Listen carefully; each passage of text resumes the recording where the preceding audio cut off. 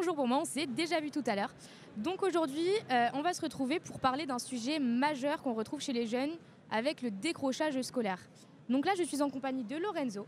Bonjour à tous. C'est cette caméra, je crois. Et ou cette d'Olivier caméra Payot, directeur de la mission locale, que je vais du coup se laisser se présenter plus précisément, ainsi que votre rôle dans la mission locale. Ok, merci. Bonjour, Olivier Payot. Donc, je dirige la mission locale de l'Agenais, de l'Albret et du Confluent, donc dans le Lot-et-Garonne, en région Nouvelle-Aquitaine. Ok. Voilà. Moi, j'aurais des premières questions pour vous. Quelles sont les principales causes pour vous du décrochage scolaire en France ?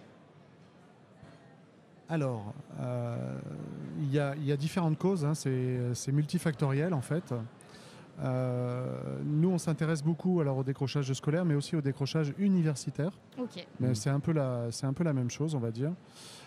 Souvent, c'est donc un problème de confiance en soi déjà, d'estime de soi. Problématique aussi d'orientation. Souvent, les jeunes partent dans une voie, mais parfois c'est subi.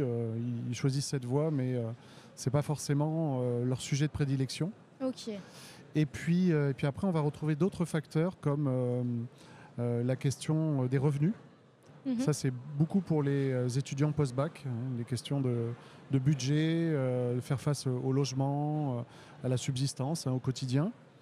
Et puis le dernier facteur important, c'est celui de la santé Ok. mentale des jeunes, les problématiques psychologiques, en fait. Ok, d'accord. Très intéressant ça. Et donc du coup, en parlant de tous ces facteurs, je voudrais savoir plutôt quels jeunes viennent dans vos structures. Quel profil de jeunes Dans qui les sont en structures mission- décrochage, Ah, oui, qui sont en décrochage, scolaire, bien d'accord. sûr. En fait, on a donc les jeunes de l'obligation de formation, donc les Ok. 16-17 ans, hein, qui sont orientés par l'éducation nationale. Ensuite, on a des jeunes de lycée qui peuvent arrêter en seconde, première, voire terminale.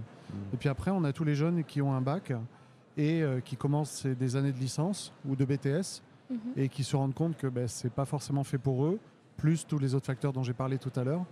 Et donc qui s'adressent à nous parce qu'ils sont un peu perdus, quoi. Ok. Moi, je voulais rebondir sur quelque chose. Vous avez parlé notamment du fait que vous accompagnez des jeunes en décrochage scolaire, mais aussi universitaire. Moi, je travaille justement à la mission locale de Vienne. Et en fait, c'est quelque chose que je connais pas forcément. C'est quoi justement la différence en fait entre les deux, l'universitaire et plus scolaire, on va dire lycée Alors c'est vrai que traditionnellement, les missions locales s'intéressent au public infrabac, donc plutôt scolaire. Donc ça, c'est un peu, on va dire, un public qu'on connaît déjà, qui est assez proche du public mission locale. Mais on se rend compte en fait que les étudiants qui ont un bac, donc qui font des études supérieures, ont quand même assez les mêmes problématiques que les autres jeunes. Il n'y a pas vraiment beaucoup de différence. À part le niveau de diplôme, les problématiques sont un peu les mêmes. Et c'est pour ça que nous, on a voulu mettre en place un projet d'accompagnement de ces étudiants en risque de décrochage, parce que ce sont des jeunes comme les autres, et donc ils ont aussi besoin d'un accompagnement pour les rassurer et pour les maintenir en formation. Donc il n'y a pas vraiment en fait de différence à part celui du diplôme. Ok. Et je voulais savoir justement si vous aviez justement une action innovante sur le décrochage universitaire, et si vous pourriez nous la présenter. Bien sûr, bien sûr. En fait, si vous voulez, c'est vrai que les missions locales n'ont pas forcément l'habitude d'accompagner les étudiants. Totalement. Sauf qu'en fait, c'est un leurre, puisque les étudiants sont comme les autres jeunes, comme je vous le disais. Et pendant la période du Covid, on a vu que les étudiants souffraient beaucoup pendant cette période-là d'isolement, de santé mentale. Okay. Et ils venaient à la mission locale spontanément pour avoir des réponses. Et donc, on s'est dit que ça serait bien de monter un projet pour les accompagner sur ce risque de décrochage. Donc on a mis en place un partenariat avec les universités, les lycées qui avaient des BTS, pour qu'ils nous orientent ces jeunes. On leur a dédié une conseillère chargée de leur accompagnement. Et en fait, elle utilise l'offre de service de la mission locale, mais pas pour les amener sur l'insertion professionnelle, sur le CEG, etc., mais plutôt pour les maintenir en formation. Donc on utilise le point santé, le point logement, on utilise la mobilité, on utilise les ressources pour faire en sorte qu'ils puissent se maintenir en formation. Et ils ont surtout une écoute, ils se sentent bien accueillis, ils se sentent valorisés. Et donc cette confiance en fait, qui s'instaure leur permet de résoudre tous ces freins qu'ils peuvent connaître pendant le début de leurs études universitaires. Ok. Et on parle notamment de l'accompagnement, donc CEJ, on parle des offres de services. C'est quel type d'accompagnement en fait, que vous faites dans votre mission locale pour ces jeunes-là? Pour tous les jeunes ou pour ces jeunes en décrochage? Alors pour ces jeunes, mais aussi pour tous les jeunes finalement. Nous, si vous voulez, on a une offre de services très développée. On est une mission locale un peu atypique. Enfin atypique. On est beaucoup sur le développement de projets. Donc dès qu'on repère des besoins des jeunes, on a une conseillère santé qui est là pour les écouter. On a une conseillère logement qui les aide sur l'accès au logement ou le maintien dans le logement. On a une conseillère mobilité qui les aide sur toutes les problématiques de mobilité sur un territoire rural comme le nôtre. Et on a aussi des dispositifs tels que le groupement de créateurs qui leur permet d'affiner un projet, de passer de l'idée au projet. On a un autre dispositif qui les aide sur l'orientation professionnelle. Donc on a une palette très très large en fait qui leur permet d'avoir des réponses un peu à toutes les questions qui se posent. Oui, carrément. Et nous, notre but, c'est à chaque fois qu'on va repérer des nouveaux besoins, on va essayer de mettre en place des nouveaux projets pour répondre à ces besoins. Vous voyez? Donc le projet étudiant, c'est parce qu'on a repéré qu'il y avait un nouveau besoin sur le territoire d'accompagnement de ces étudiants en risque de décrochage. Et c'est pour ça qu'on a mis en place cette expérimentation. Donc à chaque fois qu'on repère quelque chose de nouveau, on essaye d'apporter de l'innovation, en fait. Ok. Ouais, il y a vraiment une observation très proche, en fait, justement. C'est ça, tout part du territoire, hein, tout part des jeunes. Hein. Les missions locales n'existeraient pas s'il n'y avait pas des jeunes. Exactement. Donc forcément, il faut partir des besoins des jeunes. Ouais. Et à partir du moment où on a l'impression qu'il y a un volume important de jeunes qui sont concernés par une problématique, eh bien justement, on va essayer d'essayer de réfléchir à des réponses, mais toujours en partenariat, jamais seul. Ok. Moi justement, pour en revenir à la problématique du décrochage scolaire, je voulais savoir si vous aviez un accompagnement dans la mission locale psychologique et social pour ces jeunes. Alors on a un accompagnement psychologique et social pour tous les jeunes. donc si vous voulez, pour les jeunes en décrochage, on va utiliser cette offre de service pour eux. Ok. Mais il existe déjà cet accompagnement en fait. Très bien. On n'a pas eu besoin de le créer. On l'adapte un peu. Okay. Mais on n'a pas dû le recréer spécifiquement en fait. Et donc du coup plus précisément, qu'est-ce que vous mettez en place comme accompagnement psychologique? Il y a une psychologue qui vient... Alors en fait les étudiants sont reçus par une conseillère qui est dédiée. Okay. Donc elle n'accompagne que les étudiants. Et après, donc elle va les écouter, faire un diagnostic, etc. Et en fonction de la problématique qui est repérée, elle va les orienter vers les collègues de la mission locale qui sont spécialisés sur la santé, sur le logement, sur les ressources, etc. Et est-ce que par exemple vous avez une fourchette du temps en moyenne des jeunes qui vont rester jusqu'à ce qu'ils se réinsèrent professionnellement ou en formation d'ailleurs? Alors ça c'est une question à laquelle il est difficile de répondre parce que chaque jeune est différent. Ouais. Chaque jeune, un jeune quand il arrive à la mission locale, il a une problématique différente. Il y a des jeunes qui vont venir 1 ou 2 fois, qui vont trouver la réponse et qui vont plus revenir, et tant mieux. Et puis il y a des jeunes effectivement qui vont venir, ils ont énormément de problématiques à traiter, et donc ils vont rester peut-être 10 ans en accompagnement de mission locale, de leurs 16 ans à 26 ans. Donc on est vraiment sur quelque chose d'adapté, d'individualisé, de personnalisé. Et c'est ce qui fait notre force, je pense. C'est vraiment des profils variés, quoi. Voilà. Alors après, il y a une statistique qui dit que en moyenne, sur tous les jeunes, un jeune reste en contact à peu près 3 ans et demi avec une mission locale. C'est une moyenne, mais honnêtement, elle ne veut pas dire grand-chose, puisque vous l'avez compris, c'est vraiment la situation de chaque jeune est différente. Et moi, je voulais en revenir aussi à votre innovation pour les étudiants en université. Est-ce que vous avez des résultats concrets, un taux de réussite sur cette innovation? Oui, tout à fait. Ouais. C'est pour ça qu'on a pu présenter l'expérimentation aujourd'hui, aux Journées nationales de l'UNML. C'est qu'en fait, en 18 mois, on a accueilli 155 jeunes étudiants post-bac orientés par les établissements. Et sur ces 155 jeunes, on a réussi à maintenir en formation 85% d'entre eux. Ah oui, quand même. Donc ça veut dire que l'accompagnement fonctionne. C'est parce qu'il fonctionne que je suis là aujourd'hui pour le présenter. Vous avez réussi votre mission, on peut le dire. C'est ça. Moi, je voulais revenir sur quelque chose qu'on a dit plus tôt. On parle justement des partenaires. Et en fait, moi, je me posais la question, en fait, c'est quel partenariat que vous avez justement au sein de votre mission locale en rapport avec le décrochage scolaire et ces jeunes que vous accompagnez notamment? Alors, en fait, on utilise déjà tous les partenaires existants.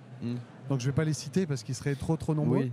Mais on va dire que les partenaires nouveaux dans le cadre de l'accompagnement des étudiants, c'est vraiment les universités, donc les licences, les BTS, les écoles d'infirmiers, d'infirmières. Ça, c'est des nouveaux partenariats. On a aussi un nouveau partenariat avec le département et l'Agglo d'Agen parce qu'ils cofinancent ce dispositif. On a eu un nouveau partenariat avec la Fondation SNCF parce qu'elle finance aussi ce dispositif. Okay. Et puis après, on est allé chercher des partenariats un peu nouveaux, comme par exemple les Restos du Cœur, Solidrive, qui sont des associations caritatives qui aident les jeunes sur la subsistance et l'alimentaire. Okay. On les avait, mais grâce à ce projet, on les a réactivés en fait. Voilà. Okay. Donc ça consiste en quoi ça, ce projet-là ? De quoi, le Solidrive, oui. C'est des colis alimentaires en fait qu'on peut donner aux jeunes étudiants. Okay. Pour leur quotidien. C'est un peu comme des Too Good To Go en fait. Je sais pas si tu vois ce que c'est. Oui, si, je vois ce que tu veux dire. Ouais. C'est un peu comme ça. Donc ça fait un peu, c'est vraiment des dons en fait pour eux. Ça fait un peu comme les Restos du Cœur, mais version mission locale. Et c'est plus adapté parce qu'en fait les jeunes ont du mal spontanément à aller tout seuls au Resto du Cœur. Exactement. Parce que c'est un peu stigmatisant, etc. Ouais. Alors qu'avec d'autres associations comme Solidrive, etc., c'est moins stigmatisant pour le coup. Et donc ils ont plus de facilité à y aller. Ok, je ne connaissais pas du tout. Et franchement, c'est très local, hein, c'est des associations locales qui n'existent pas partout. Ah ouais, c'est peut-être pour ça. Et d'ailleurs, je voulais rappeler qu'on est en direct du Havre. Je t'entends pas. Ouais, je vais parler plus fort. En fait, je dis qu'on est en direct du Havre, notamment pour les rencontres nationales des missions locales. D'ailleurs, n'hésitez pas dans le chat à poser des questions, à vous sub aussi, à vous abonner. Hein, voilà, n'hésitez pas. Et moi, je voulais savoir justement, c'est quoi l'intérêt de venir justement sur ces journées-là pour vous, pour votre mission locale, se mettre en lien justement avec d'autres missions locales. Qu'est-ce que vous en pensez, vous ? Moi, je suis un fervent partisan du réseau. C'est-à-dire qu'on œuvre dans notre mission locale tout seul, avec nos partenaires locaux. Oui, bien sûr. C'est toujours intéressant de rencontrer d'autres collègues pour partager des projets, des difficultés. Et puis après, il y a aussi des sujets d'actualité. Il y a la loi pour l'emploi, il y a l'observatoire. Oui. Il y a plein de bonnes idées à prendre pour pouvoir après essayer de les dupliquer sur le territoire. Et puis moi, à titre personnel, j'intervenais aujourd'hui, donc j'étais invité pour intervenir, mais j'ai pris aussi des contacts avec les partenaires du Québec, parce que je suis aussi sur des projets de mobilité internationale. Avec la CGE avec l'OFQJ, l'Office franco-québécois pour la jeunesse. Et j'aimerais bien amener des professionnels au Québec ou des groupes de jeunes pour qu'ils aient une autre vision en fait, de ce qui se passe à l'extérieur, ce qui va les aider après dans leur insertion, parce que la mobilité internationale, c'est un boost énorme pour les jeunes. Dès que des jeunes partent à l'extérieur, à l'étranger, pour des jeunes qui n'ont jamais voyagé, ça leur met un boost énorme. Après, ça les dynamise dans leur parcours d'insertion. C'est un regard de confiance en soi. Donc j'ai recherché un peu ça aussi au cours de ces journées, puisque je savais qu'ils étaient présents. Et ça, du coup, ces trucs avec le Québec, c'est des séjours ? Oui, c'est ça, oui. Alors après, c'est des contacts qu'on prend avec les Carrefour Jeunesse, qui sont un peu les missions locales au Québec. Et j'ai essayé de mettre en place des contacts, des partenariats. Puis après, il va falloir qu'on construise les projets. Oui. Pour réussir à emmener des professionnels et des jeunes. Ok, non, c'est génial. Donc là, c'est une prise de contact. Après, le plus dur commence, c'est-à-dire qu'après, il faut monter les projets. Et moi, je voulais juste en revenir aussi au décrochage scolaire. Le sujet principal, c'est pour vous, quels sont les principaux défis auxquels les jeunes en décrochage scolaire font face au quotidien ?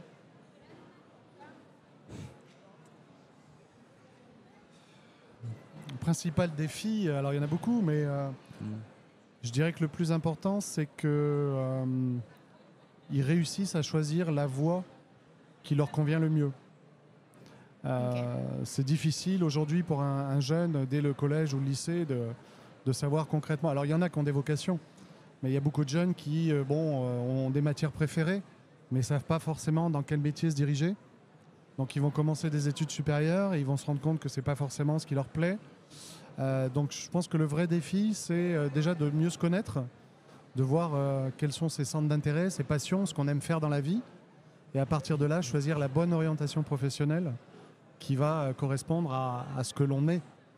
Moi, je pense que c'est ça le principal défi, en fait. Parce que si on répond à ces questions-là, il n'y a pas de raison qu'on décroche. Alors si, on peut décrocher parce qu'on peut avoir des problématiques psychologiques, des problématiques d'isolement, loin de la famille, des parents, des amis, des problématiques de revenus.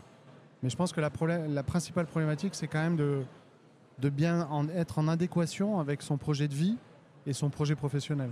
Donc vous ne pensez pas qu'il y ait juste des jeunes en fait, qui décrochent de l'école parce qu'ils n'aiment pas ça tout simplement? Ah si, bien sûr. Il y a des jeunes qui décrochent parce qu'ils ont des phobies scolaires, parce qu'il y a des problématiques parfois de harcèlement, parce que l'école n'est pas forcément adaptée à eux en termes pédagogiques. Bien sûr, ça existe. Mais moi, je me centrais sur plutôt la question des étudiants qui ont donc eu un parcours scolaire a priori à peu près linéaire. Totalement. Et donc là, la principale problématique, c'est l'orientation, quoi, en fait. Ok, l'orientation. Et est-ce que, moi je me demande ça, mais je pense que ça pourrait rentrer dedans, mais vous avez plutôt différents aspects que le mien. Mais est-ce que la confiance en soi pourrait avoir aussi un rapport avec ce fait d'orientation et de décrochage scolaire derrière? Parce qu'on entend beaucoup de jeunes dire que de plus en plus, ils manquent de confiance en eux. Et est-ce que ça pourrait être un facteur de décrochage scolaire? Oui, ça peut être un facteur. Le manque de confiance en soi, c'est déjà un facteur qui va avoir des conséquences sur la mobilisation, sur le dynamisme, sur la remise en question, etc. Donc ça va être difficile de faire des choix. Donc forcément, ça a un impact après sur les choix, la confiance en soi. Mais la confiance en soi a un impact sur beaucoup de choses. Pas simplement sur la question du décrochage. Non, oui, c'est tout à fait, on est d'accord. Ça peut en rajouter, effectivement. Mais je pense qu'à partir du moment où on arrive à les rassurer, à les accompagner, à mieux définir leur orientation professionnelle, à leur montrer qu'ils sont capables d'eux, qu'ils ont des qualités, qu'ils peuvent avancer, ça va travailler sur leur confiance en eux. Et donc, après, ça va débloquer plein de choses. Oui. Mais d'ailleurs, il y a une question que je me pose, que j'ai en tête. Ah, vous avez tout ça en même temps. Il y a une question que je me pose en tête. En fait, ce lien justement avec les universités, les écoles, ça vous permet aussi finalement de pouvoir toucher le public qu'on dit invisible, en fait. Parce que du coup, ça permet justement d'avoir les noms, de savoir qui ils sont, en fait. Là où, par exemple, des missions locales qui n'ont pas forcément trop de lien avec les écoles, ce public-là devient un public invisible, en fait. Donc ça permet aussi quelque part de peut-être régler entre guillemets ce problème qu'il y avait auparavant. Alors c'est vrai que la problématique du public invisible, elle touche tous les jeunes. Pour ce qui est des étudiants, c'est vrai que traditionnellement les missions locales, c'est pas leur public. Elles ne sont pas forcément intéressées par ce public. C'est vrai que dans le cadre de ce projet, on a repéré, oui, quelque part des invisibles. Des jeunes qui sont isolés souvent, qui n'ont pas de réseau. Donc forcément, ils ne connaissent pas forcément la mission locale. Et le fait d'avoir ce projet permet effectivement de les informer sur la mission locale et de les rendre plus visibles. Mais ça rend surtout plus visible l'offre de services qui existe en mission locale, même aussi dans le parcours universitaire. Parce qu'il y a des problèmes d'information, il y a des services qui existent mais qui ne le connaissent pas forcément. Ah bah oui, totalement. Voilà, donc oui, c'est vrai qu'on peut toucher des publics dits invisibles avec ce projet, quoi. Ok. Et moi je voulais savoir, parce que tout à l'heure on a parlé de mobilité internationale, mais on a parlé de ça pour les jeunes en général, on va dire. Est-ce que vous pensez que ça peut être un bon booster pour les jeunes en décrochage scolaire? Bien sûr. Alors moi je vais vous dire, la mobilité internationale c'est bon pour tous les jeunes. Moi, je serais partisan, si j'étais au sein du ministère de l'Éducation nationale, au lieu de faire des visites culturelles en Italie, en Espagne, en Angleterre, ou des stages de 3e, etc. Moi, je serais d'avis de faire partir tous les collégiens de 3e, 15 jours, dans un pays en voie de développement, type Asie, Afrique, pour qu'ils se rendent compte en fait de ce qui se passe en dehors de leur pays.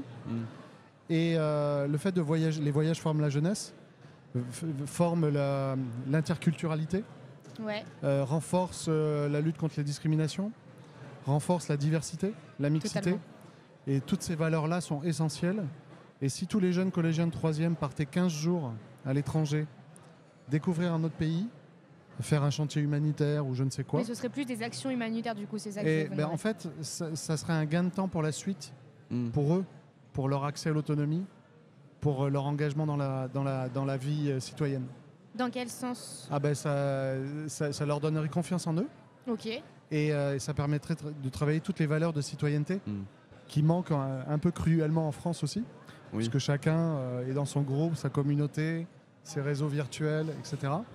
Alors que tous les jeunes rêvent de collectif. Oui. Ils sont intéressés par le collectif.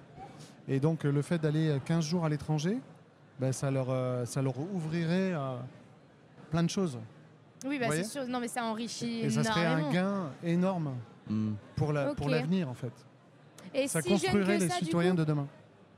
Aussi jeune, vraiment 4e, 3e pour vous? Oui, parce que en fait, vous avez été en 4e, 3e, donc vous avez peut-être fait des voyages, je sais pas. Non, c'était Covid. Moi, oui, par contre. Voilà, je sais pas, en Italie, en Espagne. Ouais, c'est des pays qui sont proches, quoi. Ouais, voilà, en Europe. C'était intéressant, c'était sympa. Ouais, c'est vrai que notamment la découverte culturelle d'autres pays, c'est un truc qui est enrichissant, en fait. Voilà. Mais parce qu'on découvre justement comment vivent d'autres personnes. Et je trouve que ça élargit un peu notre vision sur les choses. Et puis le fait de voyager, de prendre l'avion, le train, etc., ça permet de se débrouiller, de gagner en autonomie. Oui. Mais si vous allez, non pas en Europe, qui sont des pays qui nous ressemblent, mais en Asie ou en Afrique, ça change encore beaucoup plus considérablement les choses dans l'accès à l'autonomie. Ouais, en effet. Ah, ça fait vraiment une différence que ce soit en dehors. Énorme. Puisque c'est pas du tout les mêmes modes de vie. Parce que je sais que j'ai été en Angleterre en voyage scolaire. Et pour le coup, ça a permis. On était en gros intégrés, ça veut rien dire, mais dans des maisons en fait de personnes locales. Et je me dis que ça, déjà, il faut savoir parler anglais, c'est quelque chose de compliqué, mais surtout quand on est en 5e.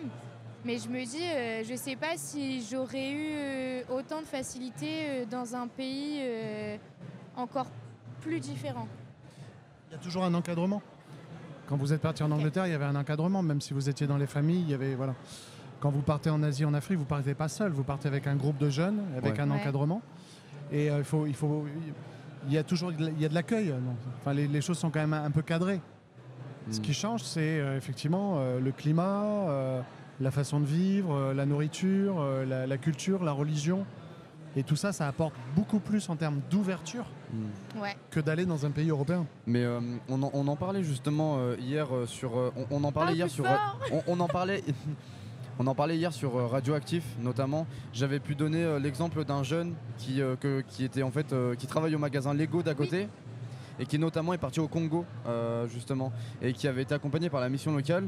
Et c'est justement cette action-là en fait qui l'a fait vraiment se développer. De ce qu'il me parlait en fait, c'est vraiment ce truc-là précisément.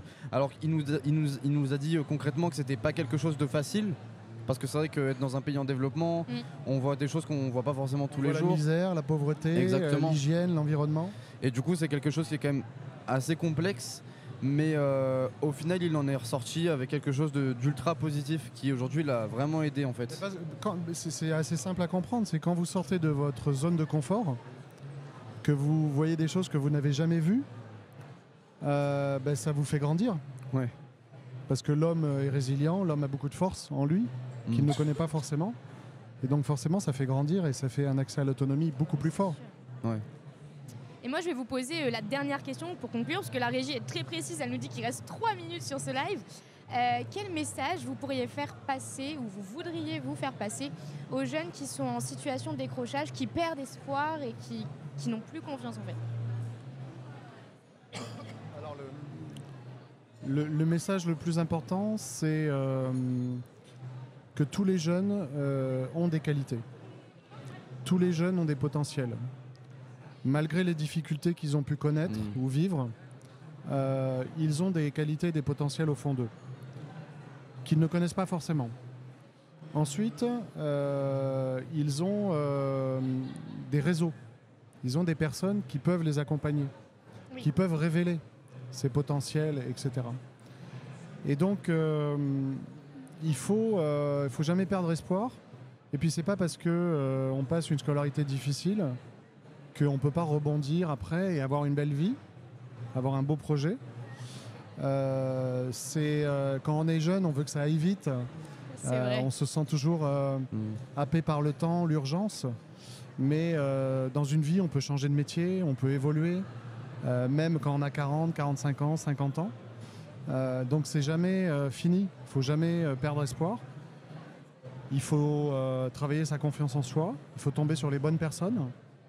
Et il faut savoir qu'on a effectivement au fond de soi des qualités, du potentiel et qu'il ne faut pas lâcher, quoi. C'est un beau message. Non, c'est un très très beau message. Du coup, je crois qu'on arrive un peu sur la fin de l'émission. Mais je pense qu'on peut conclure sur ce très beau message de fin quand même. Il me semble d'ailleurs que c'est la dernière émission de ce jour, en fait. C'est vrai. Et la dernière émission depuis les rencontres nationales, en fait. Ça fait quand même 2 jours qu'on est là, donc on a été très contents. On a pu, vous n'étiez pas là, mais on a pu faire de la radio, de la télé. Ouais. C'était vraiment une très grosse action en fait, donc ça a été vraiment cool. Et là, ça va être la dernière. Vous êtes le dernier invité. Le dernier invité. C'est un honneur. C'est un honneur. Le dernier le meilleur pour la fin. Exactement ça. C'est un honneur et je voulais vous féliciter pour tout ce que vous faites. Merci énormément. La régie aussi, là, je vois. On remercie énormément la régie, la vidéo, etc. Parce que c'est vraiment génial en fait de vous voir, vous impliquer, vous engager pour les jeunes. Il y a un problème d'engagement en France global. Et je trouve que c'est vraiment génial de vous voir et de voir tout ce que vous faites. Donc bravo. On peut faire ça grâce bravo, à la merci énormément à tout ce que vous faites. Et on remercie du coup tous les acteurs qui sont passés sur les émissions. Moi, tous les invités alors que je n'ai pas en tête, mais on remercie tout le monde. On remercie aussi la régie, évidemment, qui est derrière depuis 2 jours. Et puis on se retrouve bientôt sur la bonne idée. Merci à tous. Au revoir. Merci. Au revoir. Au revoir.